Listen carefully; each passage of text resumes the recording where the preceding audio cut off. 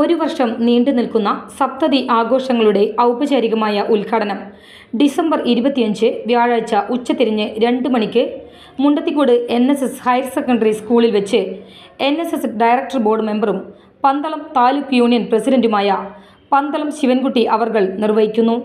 സപ്തതി ആഘോഷങ്ങളുടെ ഭാഗമായി സമുദായ അംഗങ്ങൾക്കായി സപ്തതി ചികിത്സാ ധനസഹായ പദ്ധതി, പാമ്പാടിയിലുള്ള യൂണിയൻ വക സ്ഥലത്ത് മന്നം സ്മൃതി മണ്ഡപം, കുമരനെല്ലൂരിലുള്ള സ്ഥലത്ത് മന്നം മെമ്മോറിയൽ മാൾ ശിലാസ്ഥാപനം എന്നിവ നിർമ്മിക്കുന്നതിന് തീരുമാനിച്ചിട്ടുണ്ട്. താലൂക്ക് യൂണിയൻ മന്ദിര പുനരുദ്ധാരണവും മന്നം പ്രാർത്ഥനാ ഹാൾ നിർമ്മിച്ച് ആചാര്യ വെങ്കല പ്രതിമാ സമർപ്പണവും നടത്തുമെന്നും നിശ്ചയിച്ചിട്ടുണ്ട്. കരയോഗങ്ങളെ മേഖലകളാക്കി തിരിച്ച് താലൂക്ക് മേഖലാ സമ്മേളനങ്ങളും അതോടൊപ്പം ആചാര്യൻ്റെ വെങ്കല പ്രതിമ വഹിച്ചുകൊണ്ടുള്ള രഥഘോഷയാത്രയും ഓരോ കരയോഗങ്ങളിലും എത്തുന്നതുമാണ്. താലൂക്കിൽ ഫാർമേഴ്സ് പ്രൊഡ്യൂസേഴ്സ് ഓർഗനൈസേഷൻ ആരംഭിക്കുന്നതിനും തീരുമാനിച്ചു.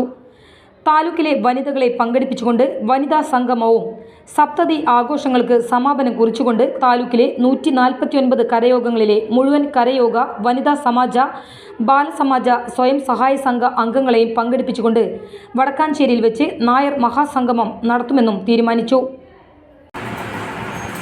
ഇതാണ് സമൂഹത്തിന് വേണ്ടി ഈ സപ്തതി വർഷത്തിൽ തലപ്പള്ളി താലൂക്ക് NSS യൂണിയൻ ചെയ്യാൻ ഉദ്ദേശിക്കുന്ന ഒരു കാര്യം. പിന്നെ നമ്മൾ തലപ്പള്ളി NSS താലൂക്ക് യൂണിയൻ സപ്തതി ആഘോഷങ്ങൾക്ക് തുടക്കം കുറിച്ചുകൊണ്ട് 2025 ഡിസംബർ 8 ആരാധ്യനായ NSS general secretary Shri G. Sukumaran Nair അവർകൾ NSS ആസ്ഥാനത്ത് വെച്ച് സപ്തതി ആഘോഷങ്ങളുടെ ബ്രോഷർ പ്രകാശനം ചെയ്തു. NSS ഡയറക്ടർ ബോർഡ് അംഗവും taluk union president advocate P. Hrishikesh, taluk union secretary S. Sreekumar, taluk union vice president K. Raveendran എന്നിവർ വാർത്താ സമ്മേളനത്തിൽ പങ്കെടുത്തു.